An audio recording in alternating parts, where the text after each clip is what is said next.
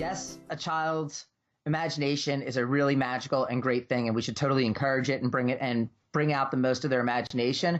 But at the same time, their potential is an even more incredible and magical thing. Kids know, I know learning is fun. Maybe it's not so much fun right now, but I know it's fun, and I know that school is awesome, and it's a great place for me to be. Hi, I'm Ron Sprunberg, co-founder and CEO of Hi Mama. Welcome to our podcast about all things early childhood education. Jared, welcome to the Preschool podcast. Hey, Ron, thanks for having me. It's great to be here. So, Jared, you started this thing called Punk Rock Preschool. It looks really, really cool. Love what you're doing.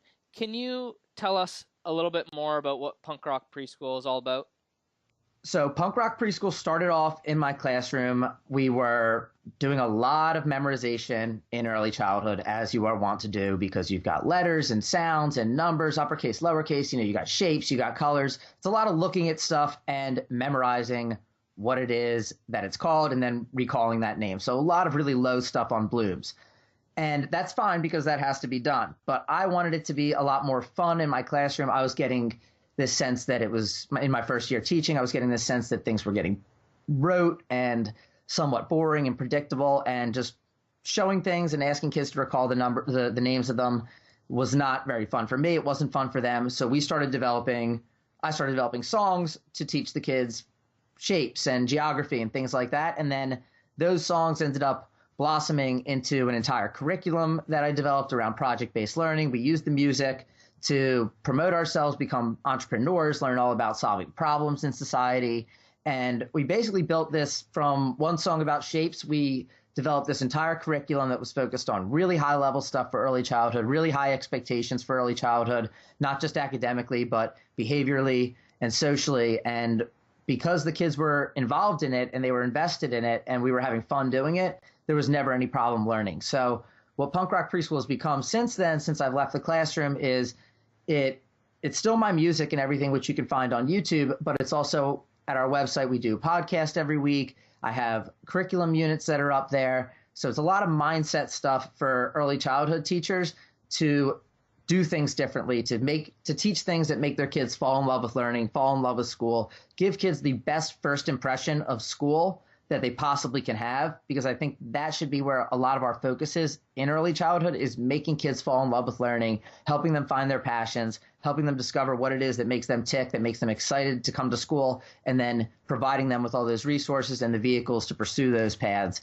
So for me, a lot of Punk Rock Preschool is about not just making school fun, which is how it started off, but helping students find their passion and making that first year of school like the greatest first impression of school. So even if there's a bad experience or a not so stellar experience later on, kids know, I know learning is fun. Maybe it's not so much fun right now, but I know it's fun, and I know that school is awesome and it's a great place for me to be. So Punk Rock Preschool is kind of an embodiment of all those ideas in terms of the mindset stuff, the curriculum stuff, and then just the fun content, which would be the music.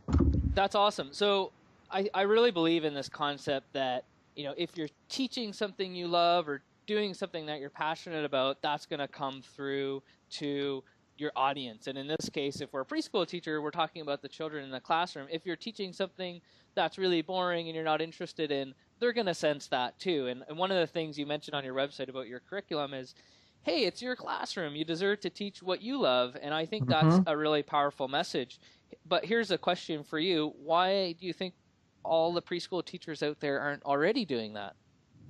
Well, I think that there is a lot of rigidity that comes from the top down.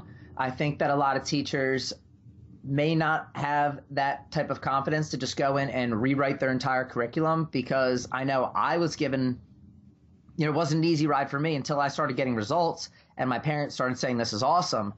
Then, my principal was kind of iffy on, not teaching from exactly the curriculum, but I explained that I'm not like exactly what you just said. I'm not having fun doing the calendar and the weather every single day, because the half the kids that know the calendar and the weather, they got it already and they're checked out by the time we're in October. Because we started beginning of August. So it was August, September, then October. We're in the third month of school in October. Those kids are checked out. And the kids that haven't quite learned it yet, they know that we're doing the same thing every day and they can kind of just repeat with the rest of the class. And it just becomes it becomes very frustrating because you get to a certain point where you've said the same thing every single day over and over again, and you're calling on kids, and it's really just a matter of how much they're paying attention at the time, and you can't blame them for not paying attention to something that you've done every single day. Or another thing that I've always found is that if you're teaching things like farm animal noises or something that's fairly basic that's not really going to have an impact on a child's life, it's very difficult to say, guys, we really need to learn this right now. It's really important. If you don't learn this, here's what's going to happen.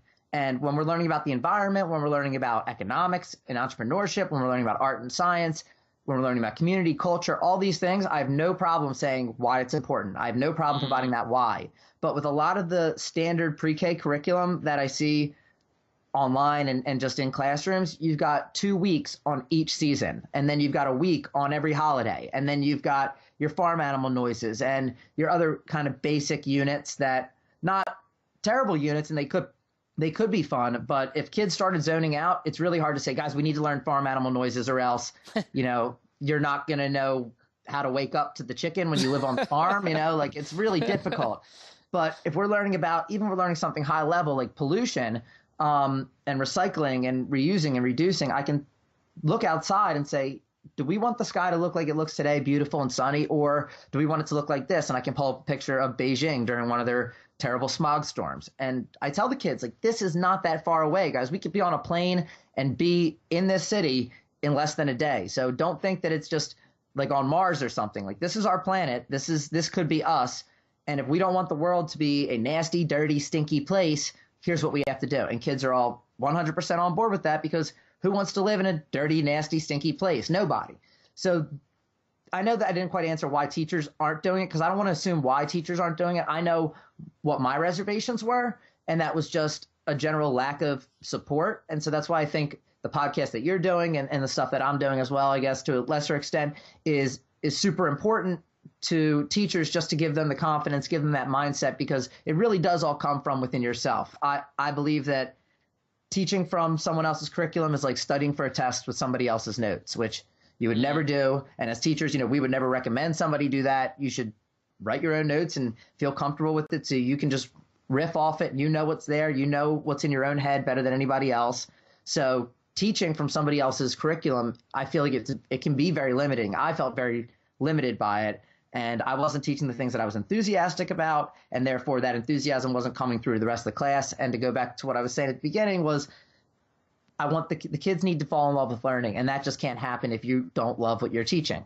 So for teachers that want to do something different, that don't love the curriculum that they have right now, I would say just jump in and do it. And there's going to be a learning curve, and there's going to be things that you don't quite get right the first time. I know I certainly had that situation, but nonetheless, you will get it right eventually. And that's what teaching is. Teaching, sometimes you go in with a lesson and it falls flat, doesn't work out as you expected, but the next day, or hopefully within the next couple hours, you can make little tinkers to it and fix it up and make it work for the entire class and make it work for everybody, make it work for yourself. So I would just say start experimenting for teachers that want to do something different, that want to teach what they love. Make a long list of the things that you want to teach, figure out what the format is that you want to teach it, and just jump right in. And I think it'll work out a lot better than whatever the fears are that people have. I think that they totally dissipate once you jump into it and you say, wow, this is fun. I'm enjoying this. I'm not even thinking about it too much because you are comfortable with what you're teaching.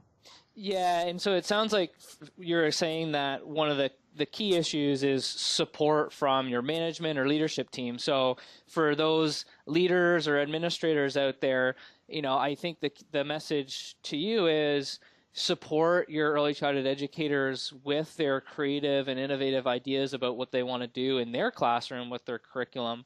And then also for the educators out there, find your inner leadership to go to your director or supervisor and challenge them on the curriculum that's in place if you're not excited about it and you think that there's something that your children are going to get more excited about and they're going to develop that love of learning, as you say, which is so true. And I also think that, your point of maybe it's not going to work right away, but the only way you can make positive progress is sometimes by working through some challenges and some quirks and that. But at the end of the day, you're working towards those better outcomes for the kids.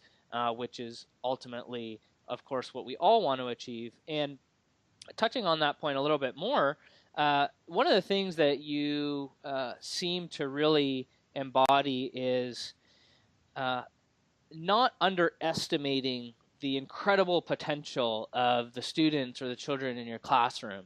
What role does that play in sort of your approach to early childhood education?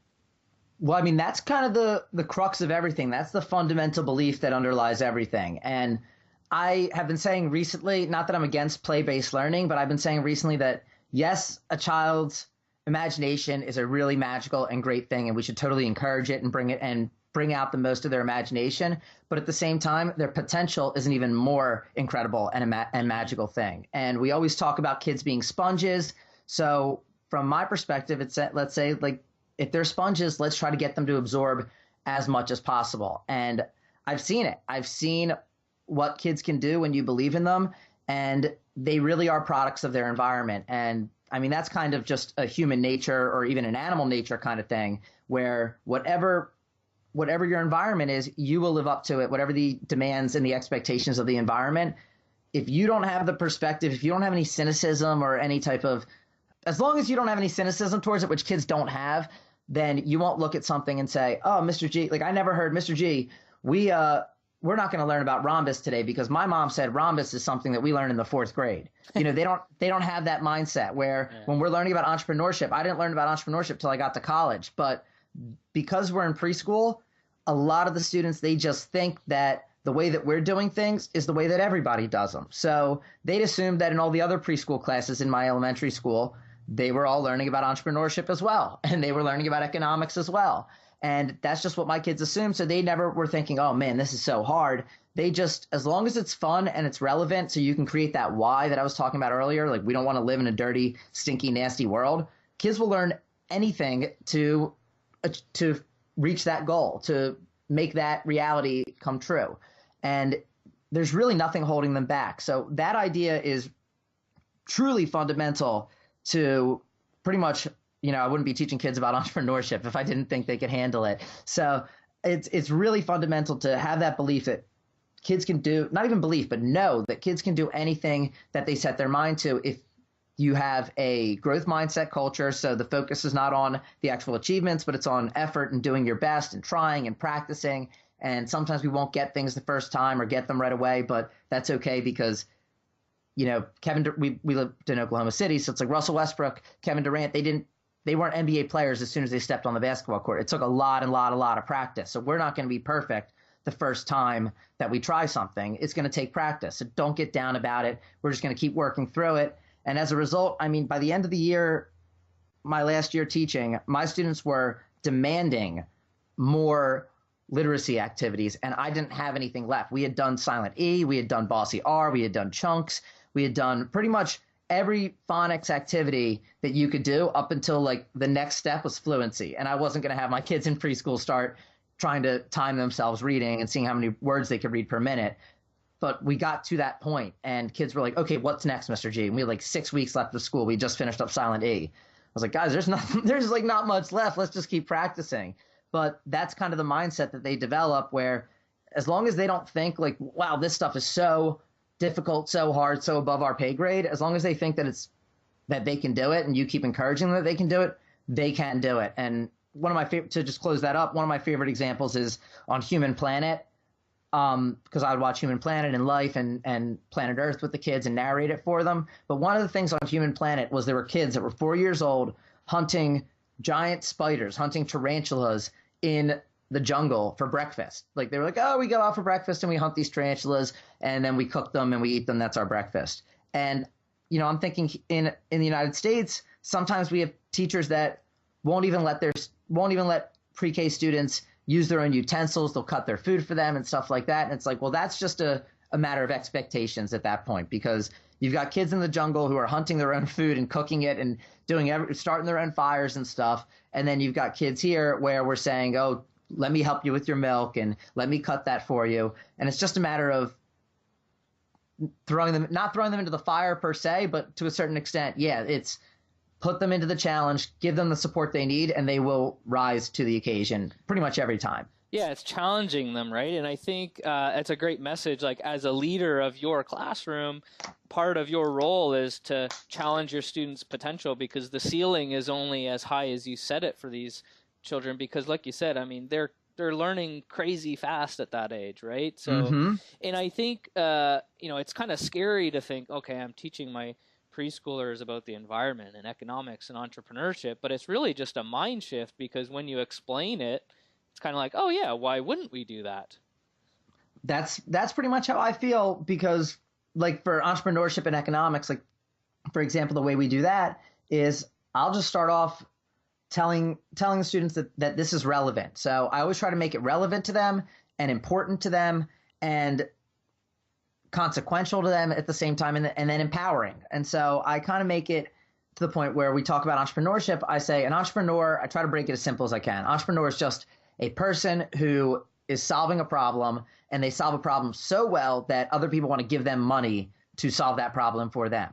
So we will use a really simple example like McDonald's. The person who runs the McDonald's is an entrepreneur because you are hungry. That's your problem. You go to McDonald's to solve that problem, and you give them money to solve the problem. So any type of food establishment, we talk about that as being, because it's a really simple problem solution kind of thing, and really simple, you're giving your money for what you're getting. So those kinds of things, kids see that and they realize, wow, there are entrepreneurs everywhere. Any place where I give my money is an entrepreneur. And then they start thinking about, well, how does this business solve my problem, when they're just going out with their families?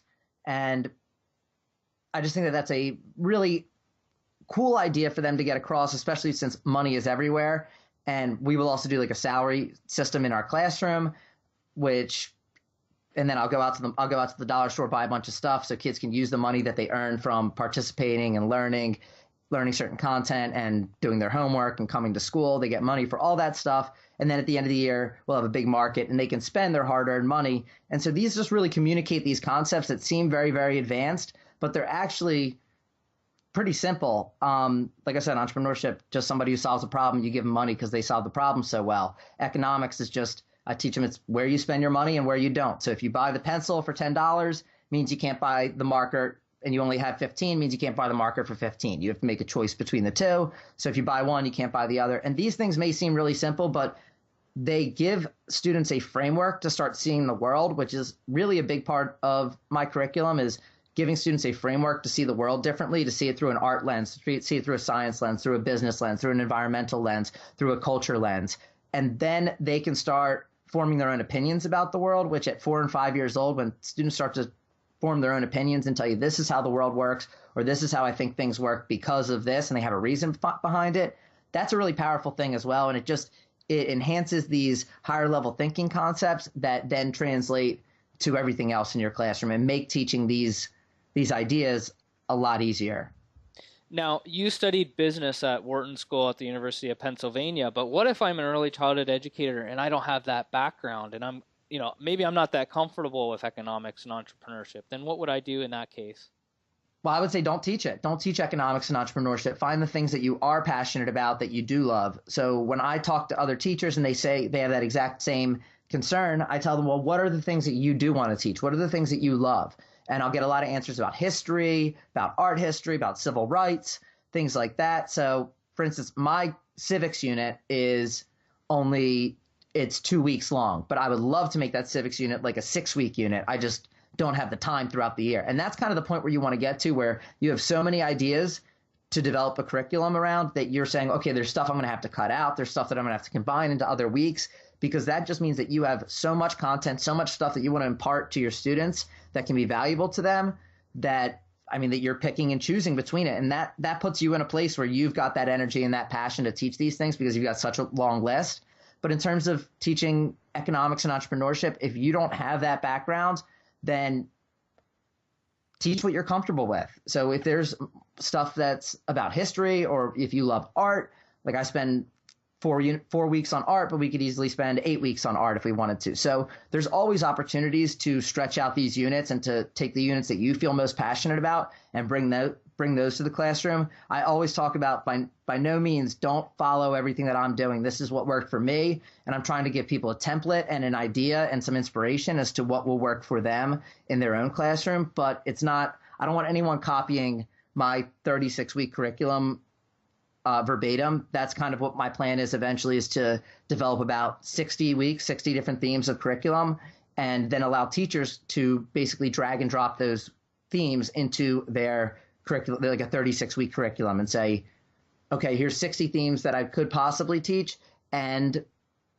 what are the ones that I actually do want to teach that are most important, and then fitting those in. So I think that it's really important to start with where you're comfortable and not necessarily try to fit in all the important concepts that could be crucial to life, like financial literacy, media literacy. They're really important to life, but if you don't feel super comfortable with them, then only spend as much time as you feel comfortable with. And there's certainly things that I teach that I don't feel 100% comfortable with, but I think they're important. Like, I was never a big science person, but I know to spend a couple weeks on the scientific method because of how important it is. So just try to find the things that make you excited about whatever topics they are, even if it is something that's fairly nuanced.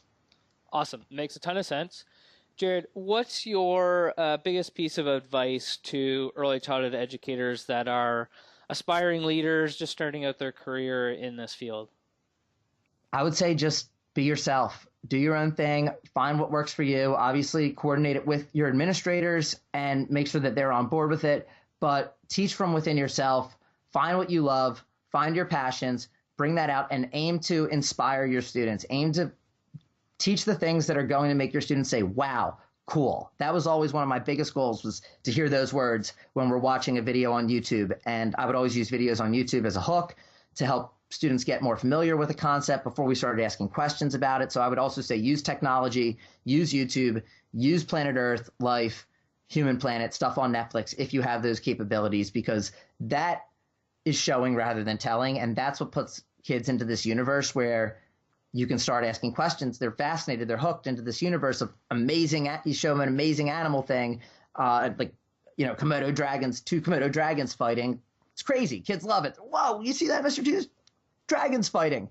And then you build on that. You say, yes, you guys see how exciting that was? Now, why do you think they're fighting? What do you think they're fighting over? And then you're telling a story. So my biggest advice is to teach what you love, do what you want, and make it work for the classroom. Make sure the parents are on board. Make sure your administration's on board. But first and foremost, if there's something that shows up in your lesson plan that you're saying, ugh, I really don't want to be teaching this, then don't teach it.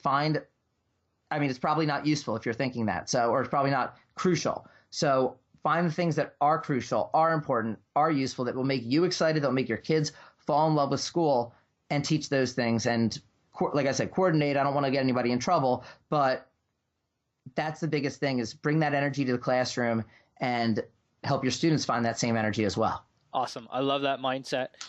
Jared, if people want to go to learn more about Punk Rock Preschool, where would they go to get more information?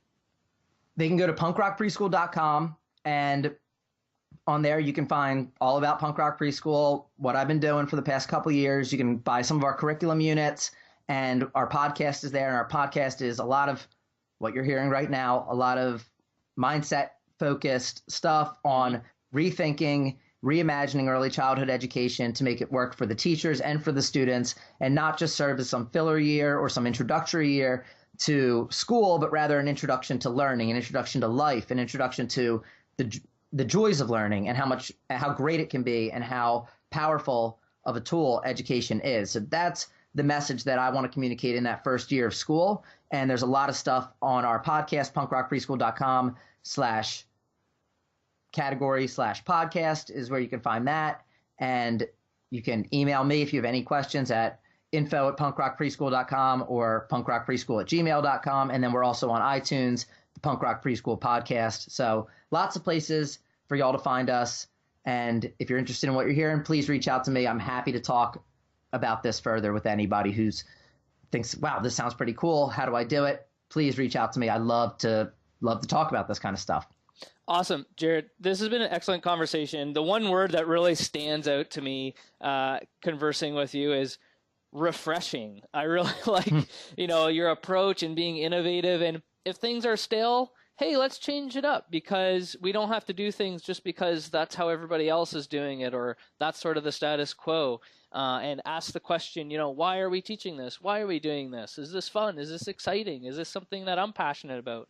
And our children are going to learn something useful from this. So thanks so much for your contributions to early childhood education. And thanks so much for coming on the show here today to share some of your views and give us that challenge our mindsets a little bit in terms of what we're doing in our classroom. So thanks again for coming on the show, Jared. It's been great having you.